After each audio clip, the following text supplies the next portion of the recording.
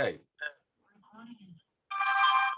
Hey guys and gals, welcome to the New York Giants Preservation Society Thursday night meeting for September 23rd.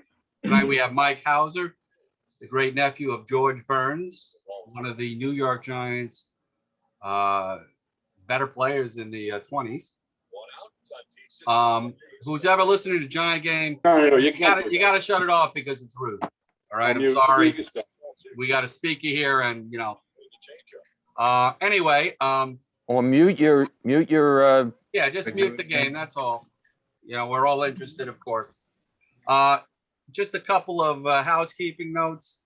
A couple of our members have been lauded the last week or so. Bob Laurie, of course, had a plaque put up at the Arthur Park outside the stadium, and Ernie Accorsi, the former New York Giants football GM, is going to be at the Eli Manning retirement ceremony on Sunday, as he was the one who drafted Manning after trading with the Chargers for him.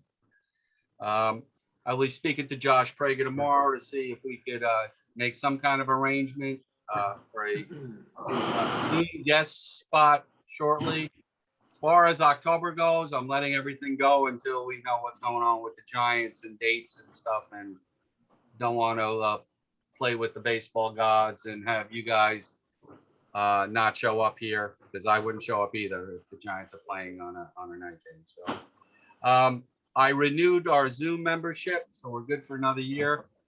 It updated right after the last meeting, so for some reason Linda Ruth-Fetti never taped, but I can't retrieve it for some reason, so I apologize for that. And that's it. So without any further ado, I'd like to introduce Mike Hauser. Mike, again, is the great nephew of George Burns. He also runs a Sabre chapter in upstate New York, and he'll tell us all about that. But for now, Mike, the floor is yours. Thanks so much for joining us tonight. All right, thank you, everybody. This is exciting to be around Giants fans. I get to kind of flex some of my useless baseball knowledge that my wife usually gets upset with. Host disabled participant screen sharing. I don't know what that means. We hear you. No, so I have a PowerPoint Oh, presentation. no, Mike, once you tell me to click you on, then I do that. I haven't done it yet. I'm sorry. Okay. Yeah, we're good to go. You ready to do that? Okay, hold on. All right, Mike, you should be good. All right, I'm going to share. Okay, are you seeing the presentation? Absolutely. Yes. Okay. All right. So yeah, we're here to talk about George Joseph Burns. This has been a subject I've been researching kind of feverishly since 1989. And the best way to explain how I got into this is, I got stuff hidden here. Oh, too far. So growing up, I spent a lot of time with my grandparents, and they always told these great tales. For instance, my grandfather talked about his time in the military in World War II, and he was stationed on Tinian Island, and the Enola Gay was about 100 yards from his barracks. He told a story that he took a girl out that he swears was Marilyn Monroe when she was a starlet. And then my grandmother kind of got in the act, and she talked about a famous aunt and uncle. Her sister Leopoldina Burns was a famous nun who was part of a group of nuns that went to Hawaii and cared for a leper colony, and a few of them have been made saints. And but the story that she used to tell that I just found too good to be true was that she said her Uncle George played Major League Baseball and said his name was Burns. That was her maiden name. And I collected baseball cards my whole life. I'd never heard of the guy. So, you know, I just figured it was one of those family stories that was embellished, right? Most people grow up believing they're elders only to be disappointed when they're older. I was the opposite. I didn't believe anything. And then later in life, I started to find out these stories were true. So anyway, you know, the only Burns I knew of, George Burns, was the actor. Are you guys seeing the screen? Looks Yep. good. Okay, so there was this, sorry. So there was this one picture that floated around my grandparents' house, and somewhere in this picture was supposed to be her grandfather, who was John Burns. But again, we had no backup, no explanation of what this was. And this actually ties into the New York Giants. So towards the end, I'll bring this slide back up. It'll be pertinent to our discussion. So in 1989, I'm going to college in Utica. It's about 40 miles north of Cooperstown. And every time I saw the sign for Cooperstown, I'm like, I gotta get down there. So I made an appointment to do some research in their library to see if there really was a guy named George Burns. So I made the appointment. I drive down. There's the museum in the upper picture. I walked through those front doors and I froze, and I turned around and I walked back to my car and started to drive home. I didn't want to find out my grandparents were liars. Then the more I thought about it, I'm like, I just spent money at, gas I don't have money for. I gotta settle this once and for all. So I go in, I told them my name, I had an appointment, and said I was looking for a former ball player named George Burns. So the woman disappears out that back door for a few minutes. And every minute that went by, like, my hopes of this guy being real were being dashed, right? Every minute seemed like a month. So finally she comes back empty-handed and she says, we have a problem. And I'm like, there's no such guy, is there? She says, no, there's actually two. There's two George Burns that their careers overlapped. I'm like, wow. So there was a George Henry Tioga Burns, and then there was George Joseph Burns. So I said, well, the one I'm looking for would have a connection to Utica, and he's buried in Gloversville, New York. So she disappears for a few minutes. Now she comes back with a helper, and she has a pile in her hand, and the helper has a pile or a box in his hand, and they plop it in front of the table in front of me. And I start digging into it, and I'm like, wow, I really had, a relative that played in the big leagues, and he was actually the real deal. He was pretty damn good. 2,000 hits over 15 years, played with 3 different teams and held the record of the most steals of home in a career for the National League.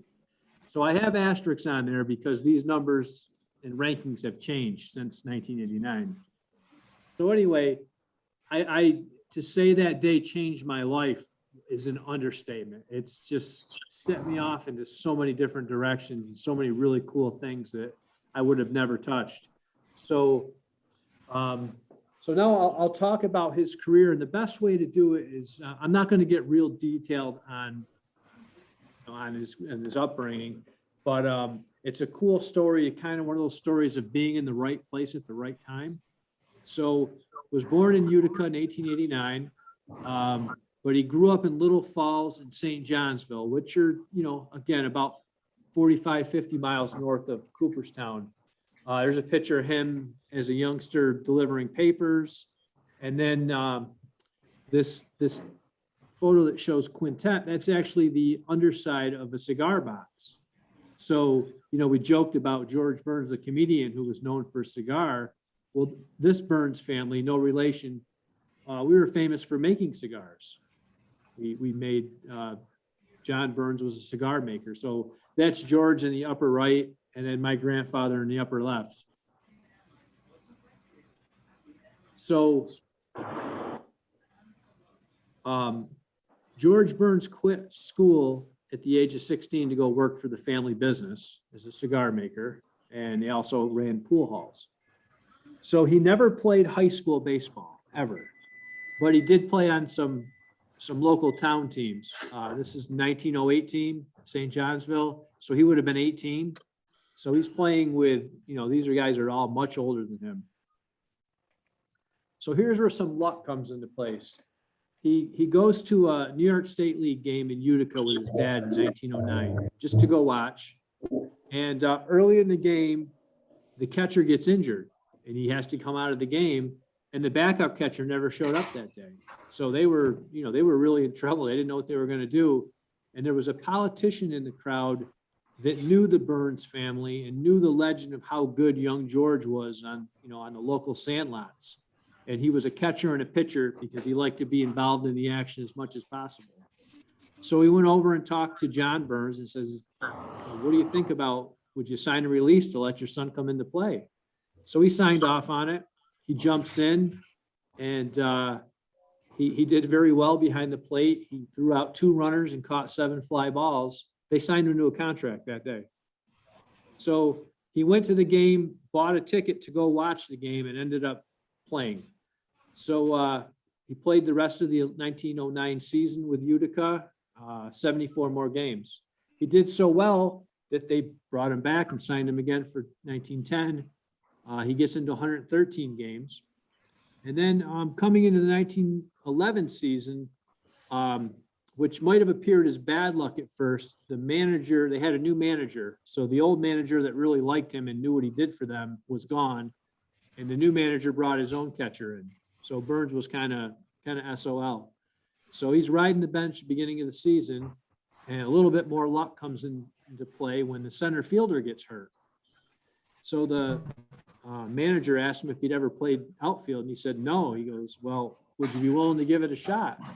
So he did. He jumped in, and he did well at it. He excelled, and he made that position his own. So this is 1911.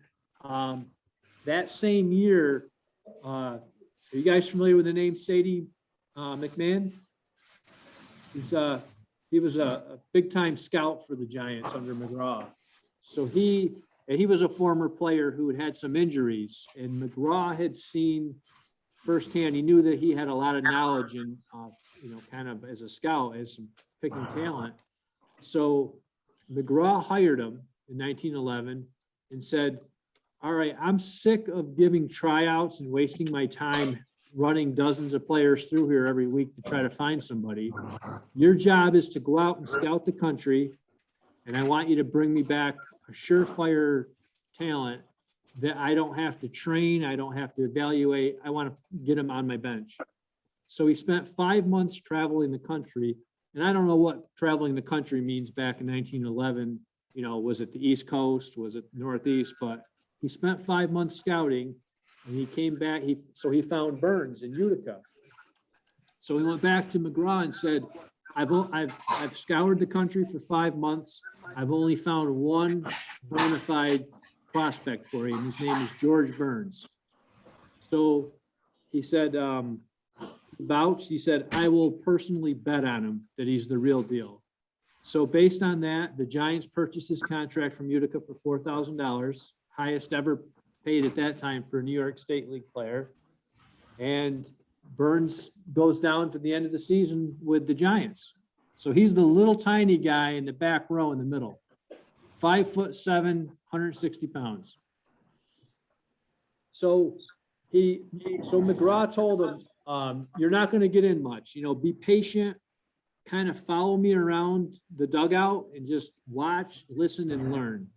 Because McGraw was known for bringing the players along slowly, but he knew he wouldn't put them in much, but he didn't want his players down in the minors learning bad habits. So that season, Burns got into 6 games, and on the last day of the season, he got his first major league hit. And the Giants went to the World Series that year, but he obviously didn't qualify for any playing time. So he was back in 1912 with them. Same thing that year. He only got into 29 games or 51 at bats. But in 1913, he opened up a spot for him, and he got him into 150 games. So in his first, full season in the big leagues, he hits 173 hits, 40 stolen bases, 81 runs, 58 walks with a 286 average. Comes up 24th in the MVP vote. So you got to remember back then, the MVP award was the Chalmers Award. They gave out a car. So he was 24th, which is not too shabby for a, kind of a first year player. It's important to note in this photo, there's Jim Thorpe on the left. So Thorpe only played 5 games that year.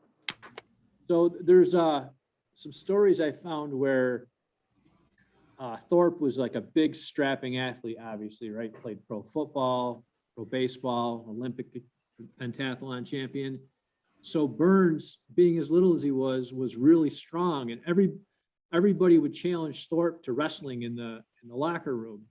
And Burns used to get the best of him. And McGraw was afraid that Thorpe was going to get hurt.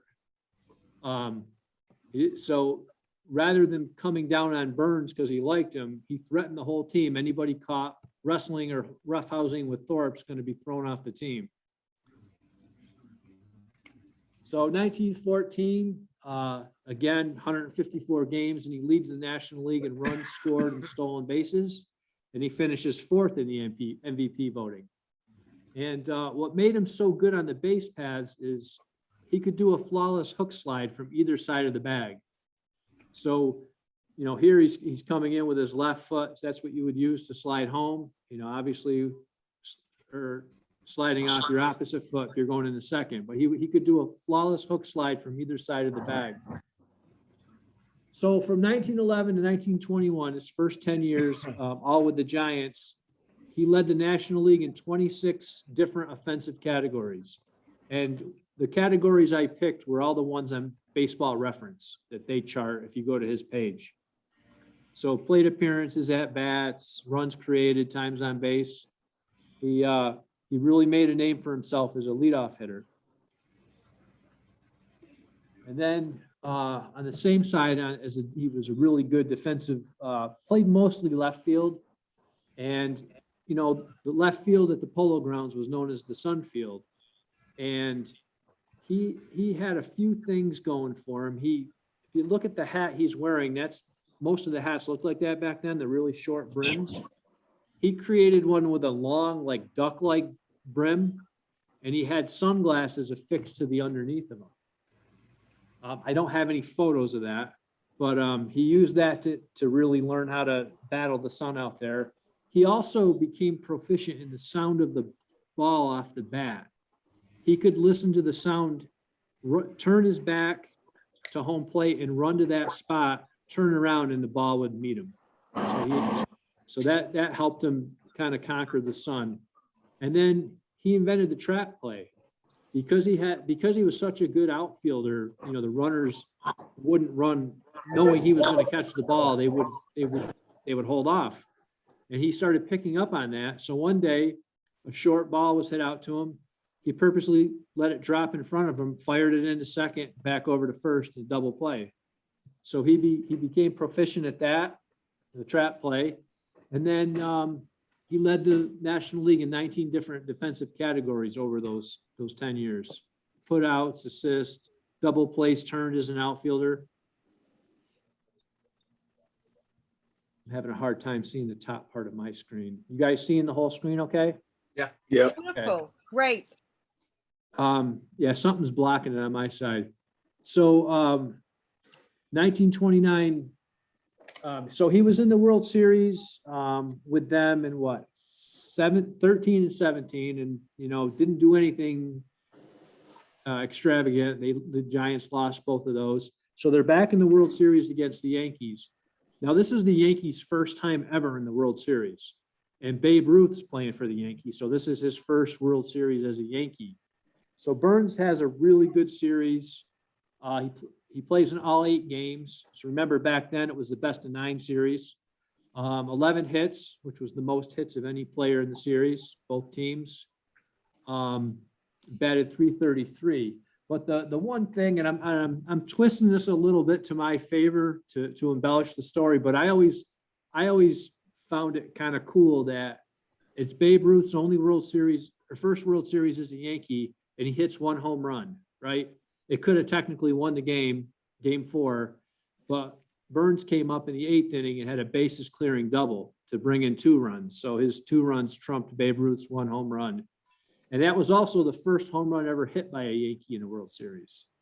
And to be fair, Babe Ruth didn't play the whole World Series. He had a lot of injuries, and like he was day to day, but he got in and managed to get 1 home run. But I often leave that out of the story. So as well as he's done the last 8 years, he was 31 years old, which the Giants felt was old. They traded him to Cincinnati. And this is something that was in one of the New York papers, just kind of wishing him well. So he was very beloved in New York. Left field, where he patrolled, was known as Burnsville. So he had a big positive cheering section out there. So the Reds offer him $8,500 for the season. That's what he made the year before with the Giants. And they had traded him. They traded Burns and White Gonzalez and $150,000 to the Reds for MCGRAW. And they immediately signed Grau for a 2-year contract for $12,500 per year. So Burns decided that's what he wanted. So this is a letter he wrote to August Herman with the Reds. This is only 2 pages. It's about an 8-page handwritten letter. This is the first page and the last page. But I thought it was kind of cool. It shows off the family letterhead. This is a Burns cigar store. Ironically, the place where the store was in the pool hall on our main street in Gloversville was torn down last month. And fortunately, I had some connections and I got in there and I was able to grab something very cool from the area that it used to be the pool hall. I kind of want to keep it under wraps for now, and I'll eventually write a story about it. Plus, I want to make sure I can't get in trouble. So what's cool, I don't own the letters, but these were in the files down in Cooperstown in the Herman files. So Herman reaches out to McGraw and said, hey, we got a problem here. How do I handle Burns? And this is a letter back from McGraw to Herman saying, you know, we signed Graw, no problem. We're giving him $12,500 a year. We would have offered Burn $10,000 this year. So kind of giving him some advice. And I think the Giants may not have offered him that much, but he was trying to help out his buddy George because he really adored George Burns.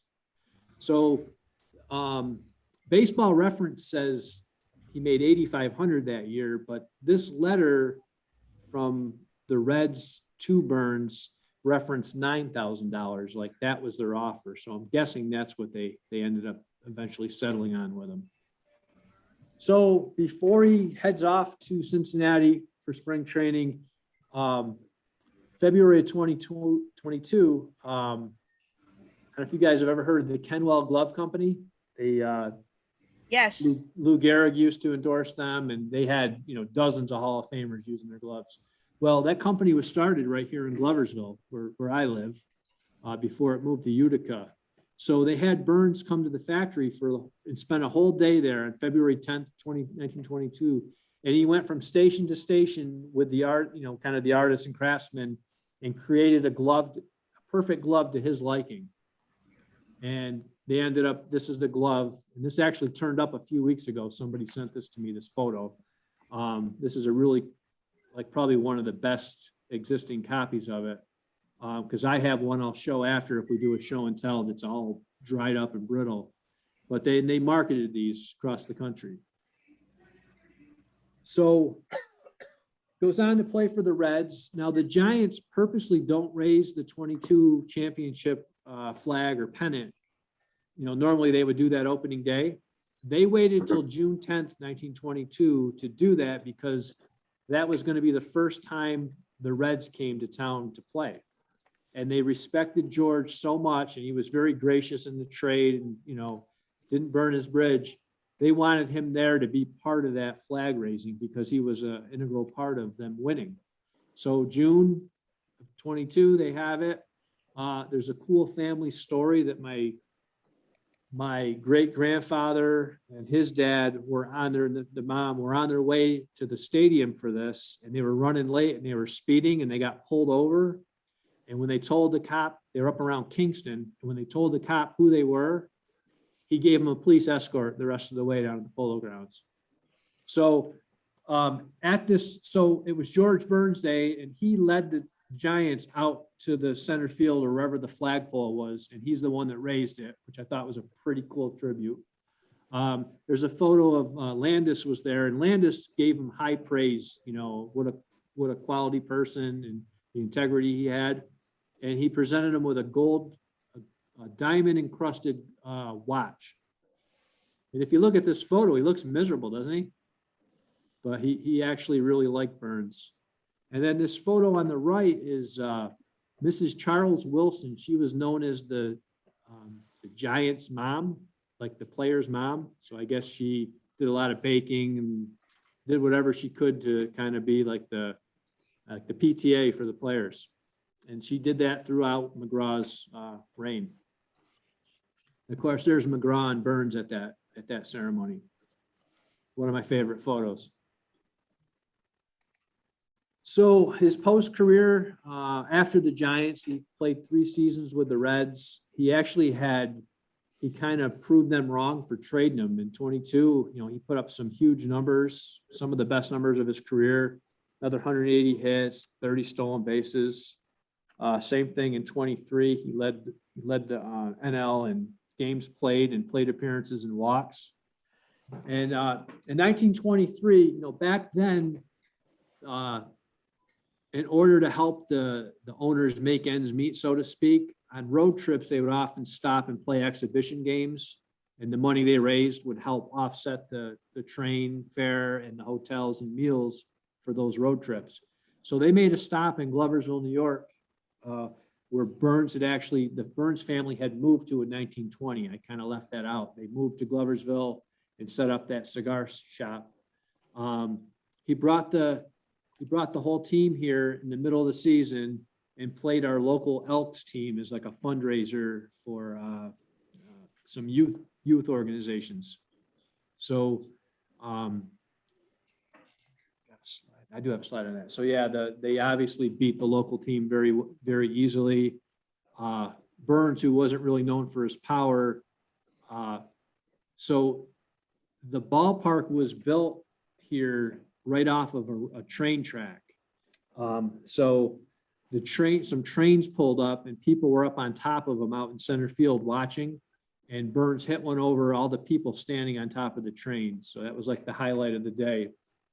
And the Parker's Field is actually the name of the field now.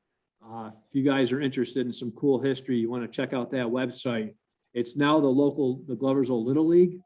And based on the history of this game, we realized, all the history that surrounded this field. And we've got about a $4 million renovation project going where we're going to make the ballpark have a grandstand that looks like that, the way it did in 1906. And we're about $1.5 million. We got $1 million check coming in a few weeks from the county. So we're going to be breaking ground next summer. So it's a really cool story. If you want to just, read some old time baseball history, go check out parkersfield.org. So plays a year with the Phillies, really his numbers declined big time. He was 35. He would then go on to spend the next 5 years as a player manager in several minor leagues. And then in 1931, so when he got traded after the 21 season, Irish Musial took over his spot in left field. Well, in 31, McGraw brings him back to the Giants as a coach, a bench coach. And ironically, he replaces Irish Musial. But that was kind of ironic. So throughout his career, he led the National League in offensive categories 34 times.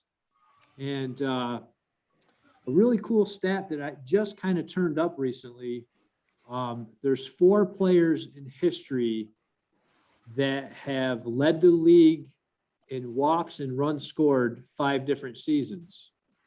And one is George Burns. Can anybody guess any of the other 3? So Ricky Henderson, maybe? that would have been one of my first guess. Believe it or not, no. It's Ted Williams, for sure. Ted Williams. Yep. And that's about all I know. The next 2 are Yankees. No wonder I don't know. The Babe. The Babe, yep. DiMaggio. And I would have thought DiMaggio. It's actually Mantle. Mantle, I was gonna say Mantle. Yeah. So I thought that was a pretty cool stat. So I had the asterisk back in the beginning when I had him in the top 175 all time. So it's, over the years, people have slowly crept up past him.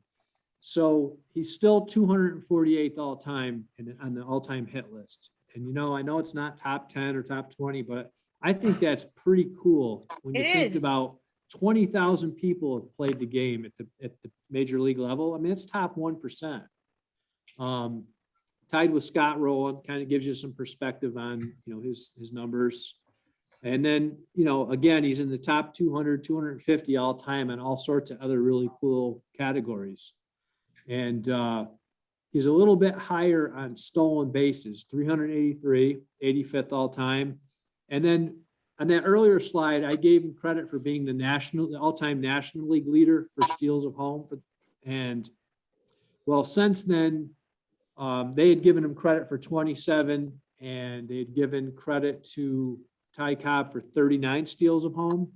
Well, since then, some Sabre people have really dug into this, and they found a lot of missing records. So Ty Cobb now has 54 steals of home, and Max Carey jumped up ahead of Burns. They found extras. He has 33, but Burns is still third all time, second in the National League. Pretty unique stat. Defensively, he he's in the top 100 and under the top 50 in a lot of categories, right? Double plays turned by a left fielder, 10th all time. Assists by a left fielder, 12th all time. So I think these are some pretty solid numbers. They're pretty cool. So all time, when he retired, think about it. He retired in 1925. So he was on the leaderboard for a lot of things, right? 100 years have gone by since, so a lot of those records have fallen. At the time, he had the most consecutive games played by a Giant. He had 459. Well, Bill Terry came along and broke that at 468. And then a couple of years ago, Hunter Pence was on his way until he got injured. He got hit by a pitch in spring training. And I had some friends accuse me of making some calls and asking people I know to try to pitch him inside, maybe hurt him on purpose.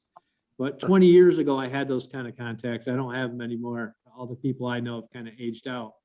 But so he's still number 2 all time with the Giants. And if any of my numbers look funky to you, speak up. And if any of you guys, so I'm guessing a lot of people on this call are going to be a lot more dialed into the Giants numbers. So, going forward, if you know of any other records that he's in the top 5 in for the Giants, I'd love to hear about it. And I think he's still number 1 for most steals in a season for the Giants with 62. And that one shocks me knowing, Willie Mays played for the Giants. So, and then he was also part of the 1916 team that won 26 straight games. Mike, do you have this book? Can't see you. It's called 26 in a Row I do not. by Alex Drude, D-R-U-D-E. How do you spell that again? D-R-U-D-E. Okay, thanks. You're welcome. So his post-baseball career, as I said, he moved to Gloversville in 1920. So he comes back and he runs the pool hall and the cigar making operation here in town. What's cool, I'm going to write a story about this next month. It's the 100th anniversary of the first Subway Series, right? 1921, the Giants and the Yankees. And I found an article where his World Series share, his check was delivered to the pool hall. Yeah. 100th anniversary of that, which is cool. So even though he retired, he still played a lot in some local semi-pro games. And a lot of times he would be called upon to be the umpire. And just putting his name on the ad that he was going to be the umpire at a game, people would come. So they sold a lot of tickets. And I've had some older guys going 30 years ago would tell me that when they played high school ball, he would be an umpire. And the guy told the story one day. He said, this old guy, the umpire's out, stole my glove. Says, can I borrow this? And he just took it. And he's out in the outfield. And what's this old guy doing? And he was running around scooping up everything. And it turns out it was George Burns. I thought that was really cool. So in 1947, he's like 60, I think he's like 61. He had some kind of stomach problem. So the doctor said he had to get off his feet. So he stopped playing, stopped umpiring, had to leave the cigar in the pool hall. And he went to work for a local company that was kind of famous for hiring athletes. The Lavore Tannery, and he worked in the office for the next 10 years till he retired. And, he died in 1966. It was 2 years before I was born. So I obviously never got to meet him. So accolades after his career, he's been on the Cooperstown ballot a few times. He's gotten votes, never enough for enshrinement. There's a quote by him. He knew he was always up for election. It was always talked about. And he said they'll pick him after they get to the bottom of the barrel. So he never took it too serious. In 39, for the 100th anniversary of baseball, there was a lot of celebrations going on that year. Obviously he was down in Cooperstown for the inductions, and my great grandmother, who was his, was married to his brother, my great grandfather. She and my great grandfather used to go with him. They were very close friends with him, and they would go to all the different things in Cooperstown. And she remembers in 1939 something, and obviously my grandmother's passed away 20 years ago, but she remembered, wow, it's really brings me back. I haven't really thought about her in a lot of years. She was telling the story that they were at the Otesaga Hotel, and she remembers Connie Mack seeing George across the room and just going out of his way to fight through the crowd to come over and say hi to him. Just little things like that, or different players she remembered meeting. Was really cool. I'm not going to jump over. I don't want to jump out of the presentation yet. I'll do that at the end because I don't want to screw this up. Because I have a Gary asked me the other day when we spoke if aside from being a family member, if I think he's worthy of the Hall of Fame. I put together a matrix that kind of shows his numbers against the Hall of Famers, which I'll show at the end. So in 1939, one of the celebrations, they had George Burns Day up in Amsterdam, New York at Shuttleworth Park. And, you look at him on the right, how little he is, 5'7". These are all guys from the area that had played professionally or played in the majors. So some other accolades he's received. He was inducted into the Utica Sports Hall of Fame about 20 years ago. He's part of the Fulton County. That's where we are in Gloversville, Fulton County baseball timeline. When I turn this presentation off, that's what's behind me. I'm at the museum doing the presentation. So the next couple pictures, you're going to see these hooligans. I hope some of these guys are on the podcast listening. These are the Yates brothers. They're also related to George. So they're shirt tail cousins. One's from California, one's from Virginia. So this summer they were in town and they wanted the tour, the George Burns tour. So we started here at the museum. The one guy's holding his glove and the one guy's holding one of his bats. And we'll do a little show and tell at the end if you want during the question session. I'll show you the bat and there's something cool I want to show you about on that bat. Then we took him down to Parkhurst Field where Burns played. Anytime there was a big exhibition game, he obviously was either playing or umpiring in it. And we have a museum there that documents the history of that ballpark. There's an exhibit on Burns. There's an exhibit on when the Reds came to town. Anybody recognize that guy in the Marlins? Coat? McKeon. Yeah. So McKeon has some roots here in Gloversville. He started his career in 1950 as a catcher for the Gloversville Glovers, which was another ballpark on the other end of town. So we've formed a really nice friendship with him, and he comes anytime I have an event I want to promote. I call him up and tell him the date, and he says, "Send me a plane ticket, and I'll be there." So he's been a great friend. That's him checking out the museum. So the last stop on the tour was his final resting place. And I was kind of horrified of how beat up the grave has become. We've since had that cleaned up and freshened up. And on the left is, we inducted him into the Fulton County Sports Hall of Fame a few years ago. I actually created this Hall of Fame, and we didn't induct him until about 4 or 5 years into it. And, you know, people ask me why, and I didn't want people to think I was, like, he was probably the most worthy person, should have been the first person to go in, but I didn't want people to think I was creating a Hall of Fame to put my family in it. So so this cemetery picture here, this cemetery is up on a hill, and there's a main highway that goes by. So after we inducted him between innings of a vintage baseball game at Parker's Field, and all the players were wearing uniforms from 1906. So after the game, I said, do you guys have any interest in going up to George Burns' gravesite and have a beer? And I was shocked that they all said, yeah, let's do it. So we go up. They're all in full uniform, right? They look like the ghost of baseball past.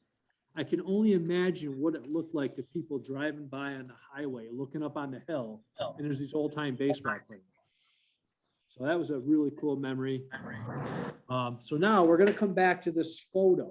And so a couple of years ago, somebody called me up, heard about all the baseball stuff we're doing, and said, can I come up and see the baseball exhibit at the Fulton County Museum? And it was during the winter, but I had a key, so I met him here on a Sunday, gave him the tour.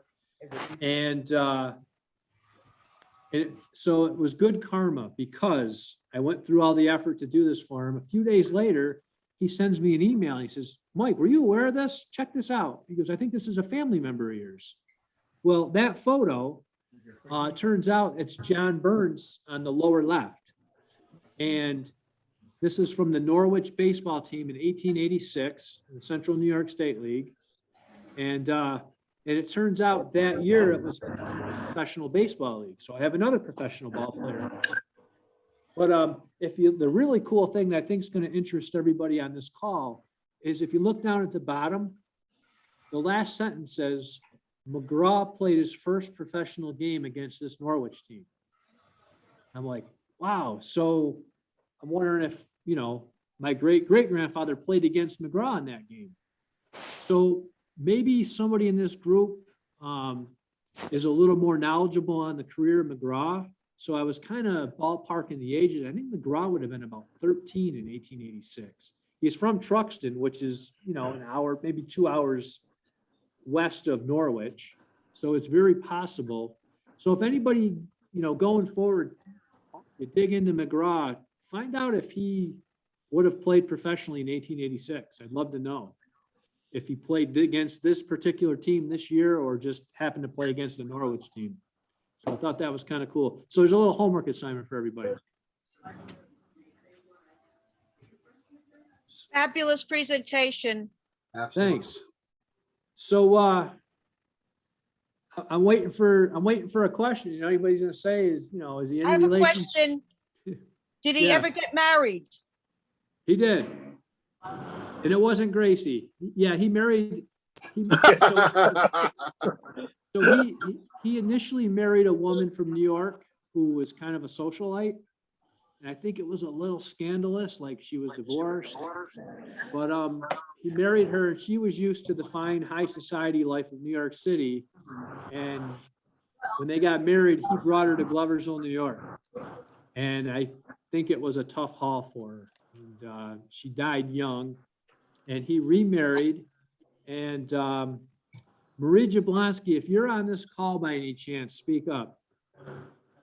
So Marie Jablonski, her mom, George Burns remarried her mom. So George Burns was like her stepdad, and he gave her away. So I was hoping she was going to be on this call. But anyway, so I got this. I've got another George Burns, the comedian, photo up because there is a cool connection to our George Burns, right? Other than the cigars, and we made cigars. George Burns his birth name was Henry Birnbaum, right? And so he was Jewish. Yeah. So after World War I, when he was, you know, his career was taking off, you know, back then they made everybody change their names, right, to something less ethnic. So there's an interviews where he talks about he changed his name to his favorite baseball player, right? So there was, you know, in all fairness, Wow. there was two George Burns who played, whose careers overlapped. But I'm gonna take a leap here and say that he grew up in New York City. Chances are he was a Giants fan. Chances are it was our George Burns, right? So that's my story and I'm gonna stick to it. Great story. All That's a right, good we're story. gonna go, Mike, we got some questions. We're gonna go to Harvey and then Steve. Harvey? Okay, here, so if anybody wants to reach out to me, there's my email address. I got a question that you kind of raised. I don't know if you can answer it. You got to give us a hint. You said you got some kind of piece of memorabilia from the pool hall, but you can't tell us what it is. You got to give us a hint. All right, so it's that's not what I'm grabbing. So you gotta imagine, when I got into this building, it was a few years ago. And the building doesn't look bad, or didn't look bad from the outside, but we went in at night. Somebody who was doing design work brought me in, an architect. And it was pitch black and we had flashlights. And it was kind of like the scene from Home Alone, New York, where everything was under construction. If you stepped off the wrong spot, you were going down 2 or 3 stories. So it was like that. So we found our way over to the area we thought was the pool hall. And I got a big chalkboard. So it was probably the chalkboard they wrote all the scores of the pool games on. And there's still some stuff written on it, but they're probably from the 60s, right? It wouldn't be from his days. So that's what I got. That's cool. Yep. Thanks. Steve, go ahead. One of the early pictures you showed us, I think, was 1908. And there was an African-American in that picture, which was obviously a little bit rare. Yeah. Who was that? And It wasn't Bud Fowler. the The name was Wilson. In fact, because I just rediscovered that photo last night, and that jumped out at me too. His name was like Theodore Wilson, and I'm gonna do some digging into that. I just finished a book on Bob Motley, who's the last of the Negro League umpires. I like their history. It's Yeah. very unique. So real quick, Bud Fowler, you guys familiar with him? Yeah. So Yeah. he's from that area, right? He was born in I think Fort Plain, which is like the next town over from St. Johnsville. So and he's buried up this way. And there's a cool Gloversville connection to him that I'm going to write about. So Okay, Mike, thank you. I got a question, Mike. I read that Tom McGraw said that your great uncle was the best baseball player other than, the pitchers, Christy everyday Mathewson. player. Can you tell us about that? Yeah, so in McGraw's autobiography, they asked him who's the greatest player he ever managed, and he said, well, aside from Christy Mathewson, that was his boy. He said aside from Christy Mathewson, the greatest, non-pitcher was George Burns. He was an ease to manage. He was, prolific in everything he did. And I think that's a great Testimony. accolade. So if you want, is this going to shut off? Like, is our time run out and it shuts Nope. off? Nope. Okay. Don't So a go little away. Little show and tell. The best item in my collection. This is his bat. George Burns. How many bat. ounces? So I traded it for a term paper. So anyway, best trade ever. So I got to give you some perspective. And I went and found a Giants bat out of my collection. So this is JT Snow's bat. This is back when he was a minor leaguer. But a JT Snow bat, I weighed it today. Now JT Snow was 6'2", 200 pounds, all muscle, right? Burns was 5'7", 160 pounds. JT Snow's bat, guess how much JT's bat weighs? 31 ounces. 30 31. ounces. How much? 30 ounces. This is when he was at AAA. So the George Burns bat, this is 42 ounces. Wow. But Burns actually used a 52-ounce bat in his prime. So this is probably right from the end of his career, 42 ounces. But so he was a strong little guy. Mike, in the in the book, 26 in a row. Yep. There he is. Oh, outstanding. So you need to get this book. I'm gonna order it tonight. Okay. Mars, go ahead. Well, it's in the McGraw days, they played small ball. It was all about, getting base hits, not home runs. And with a bigger bat, you can get more bat on the ball. My question is though, do you have any woolen jerseys? Because I have a book on baseball uniforms of the 20th century, and McGraw was the great experimenter in color schemes. And I think your Checking out our grandfather or jerseys. no I jersey? don't have any Giants jerseys. That's what you're asking about, right? Oh, okay. Well, did he ever have a number? Not that I know of. Okay. Numbers came later. Yeah. Yeah, no, I think the mid-30s. All right. Thank you. Okay. Anybody else with a question for Mike? Yeah, I do have a question. I know, so he played in the 1921 World Series. I think they used to do a money clip or something along those lines. Do you know what happened to his, any awards or anything he would Yeah, have they done? didn't do rings. I think they did like pendants. Because rings were started in 1922. Right. Yeah. Well, I know at George Burns' day, the commissioner gave him the diamond studded watch. And then I didn't mention that the New York outdoor writers all chipped, not the outdoor writers, the press, right? The baseball sports writers, they all chipped in on their own and they bought him a silver cigarette case. Okay, But, is that all, you know- is that stuff all in the museum there? No, I don't have that stuff. Boy, my grandmother, when I started getting into this and started bringing things I got to show my grandmother started getting furious that like, what happened to all this stuff? Did the next family get it? You should have it. And so, Right. but you know what? Is any of Mark that my stuff up words. in, If it wasn't melted down, I will someday get it. Just I've got is there any of feelers that out to stuff up in, auction's house. I will end up with it. I ended up with his glove.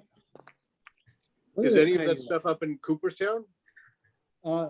So I've got feelers out to auction houses around the country and, Okay. they know if a Burns item comes up, they call me. I I'm a actually s- ended up with, I made friends with this woman, and she was the granddaughter of the backup catcher on the 1922 New York Giants team. And I ended up with her grandfather's World Series ring. No kidding.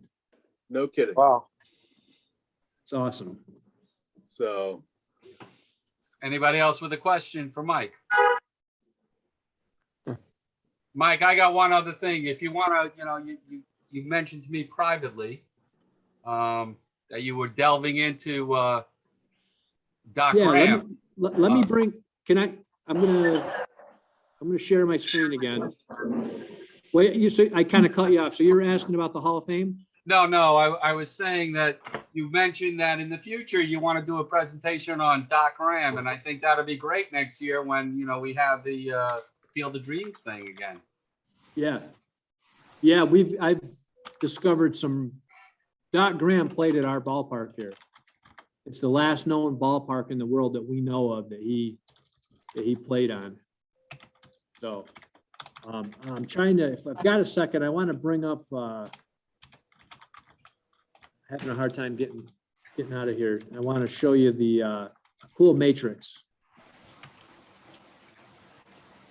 Stop share. While you're doing that, Ann, thank you for getting us in touch with Mike. This was really wonderful. Yeah, and- I knew you'd love to hear his stories. Fabulous. Wonderful. Yeah, you know why Right. it's This is so great? awesome. Because we're hearing about somebody who is not Hubble and Mathewson and Ott and Mays and Well, I got a little nervous when I heard you guys were having, did you have Terry or Ott's daughter on or granddaughter? Ott's on? daughter. All right. Mike, how long, you live in Gloversville, right? Yes. My friends lived there years ago. It might have been David Blatt. Oh, sure. He was an attorney. Yes. Very good friends of mine. I went to school with his son. I saw him probably a couple months ago. I was out to dinner with him. Yeah, Wow, Michael? Michael. Yeah, he's Oh. probably 52. Yeah. Great. Indy, you know everybody. I know everybody. I was I'll at have- that place in Gloversville, that ballpark. It was very funny when I was talking to Mike. It turns out my college roommate, Mike, knew as well. So, Yeah. Well, You know, I forgot what's the population in Gloversville? 14,000. Everybody knows everybody. You know, another guy I could do a presentation. I don't know if you can see Prince Hale back there. Al Schumacher. Nice. So I have, you know, I tried getting Schumacher to an appearance years ago and he had arthritis. He couldn't sign, but, you know, he talked finally of Burns, how it was a very welcoming time for him when he was a rookie because Schumacher grew up in Dallsville and Burns, you know, grew up in the two towns around there. So they obviously knew of each other. Can I tell a quick story about Sure. when I first met my wife? So we live in Gloversville and I went with her to meet her mom's family in Dallsville, which is, you know, 20 miles away, or, you know, it's a ways away, half hour away. So we go there. She's, oh, you got to meet my Uncle Eddie. He's a huge baseball fan. He's going to love you. So I'm talking with him. He was really hard of hearing. So I had to write names on paper. So he's like, oh, did you know so-and-so? Yeah. And you know, we talk about stories we knew. And then I wrote, did you know George Burns? Did you know the name George Burns? And his eyes got big and he started to tear up. Tears started coming down his face and he shook his head. And I knew what he was going to tell me. So when in 1916 or somewhere around there, when Burns was playing, he had a younger brother named Carlton who was killed, tragically killed. He had climbed a Sorry, Mars. So this guy, Eddie, who was in his 90s at the time, says that he was with George Burns' brother when this happened, and he was the one that had to go back, you know, it was like 5 miles out of town. They had to go back to town to tell his parents. And he told me, he says, you know, he goes, here's something nobody knows. Carlton was the best baseball player in that family. So it was like the best baseball player the world never got to see. So he would have been your great uncle also, correct? Yeah. Shame. Anyway, let's all give it up for Mike. Mike, thanks so much. Great. Mike, All right. thank you very Thanks for much. having That's me on. great. Anytime. Great. And Mike, you know, you don't have to be a guest speaker. Come join us when we have our shows. I'm gonna, Ann Enos, Yes. thank you. Thank you for bringing us together. And I don't know if Thank anybody you. knows what a legend Ann's father was. Yeah, we heard. I did a story on him. I'll email it to you, Gary, if you want to share it with everybody. That sounds great. I will let everybody know what's going on next week, whether there's a meeting with Prager. If not, we'll have a Giants roundtable as we head to the playoffs. For those interested, we could just, you know, rap about the Giants, whoever they're going to be. If everybody wants to do that, whoever shows up, shows up. All What's the right. score of Giant and Dodger games? The Dodgers won and the Giants 6-6 top 10. They got runners on first and second, nobody out. And that'll do it, guys. I will stay in the room if Eric, anybody wants thank to you. talk It's a about the great game. presentation. Mike, thanks Thank again. you for the. Thank Thank you. you. Mike's a My terrific pleasure. guy. Yes. Have a thank great you, night, Mike. Thank Great you. job. Thanks, And that, Gary, Mike, as always. this will be saved so you can use it for future, you know, put it in your museum if you like, whatever you want. All right. Thanks. All right. Thanks, everybody. Thanks for listening. Mike, Thank get that you. book. I think you'll love it. Will do.